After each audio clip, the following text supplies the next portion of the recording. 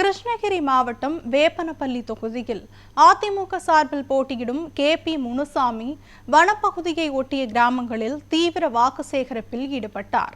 கிருஷ்ணகிரி மாவட்டம் வேப்பனப்பள்ளி தொகுதியில் போட்டியிடும் அதிமுக வேட்பாளரும் அக்கட்சியின் துணை பொதுச் செயலாளருமான KP முனுசாமி சூலகிரி வடக்கு ஒன்றியத்துக்கு உட்பட்ட பகுதிகளில் தீவிர வாக்கு சேகரிப்பில் ஈடுபட்டார்.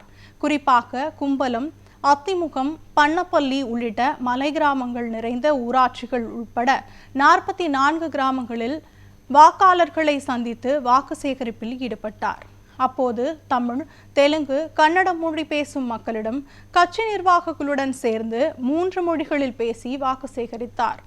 கும்பலம் ஊராட்சியில் வாக்கு சேகரிப்பின் போது பேசிய வேட்பாளர் KP முனுசாமி, அதிமுக ஆட்சியில் கும்பலம் ஊராட்சிக்கு உட்பட்ட பகுதிகளில் தண்ணீர் பிரச்சினை தீர்ப்பதற்காக கொடியாலம் நீர்த்தேக்க திட்டத்திலிருந்து நீரேற்றும் முறையில் தண்ணீர் கொண்டு வருவதற்கு உண்டான நடவடிக்கைகள் மேற்கொள்ளப்பட்டது என்றும், ஆனால் ஆட்சி மாற்றத்தின் காரணமாக அந்த திட்டம் செயல்படுத்த முடியவில்லை என்றும் வருத்தம் தெரிவித்தார்.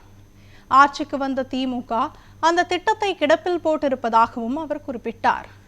மீண்டும் அதிமுக ஆட்சி அமைந்தவுடன் கொடியலம் நீர்த்தேக்க திட்டத்திலிருந்து தண்ணீர் கொண்டு வந்து கும்பலம் ஊராட்சியில் தண்ணீர் பிரச்சனையை தீர்க்க நடவடிக்கை எடுப்பதாகவும் அவர் அப்பகுதி மக்களுக்கு வாக்குறுதி அளித்தார்.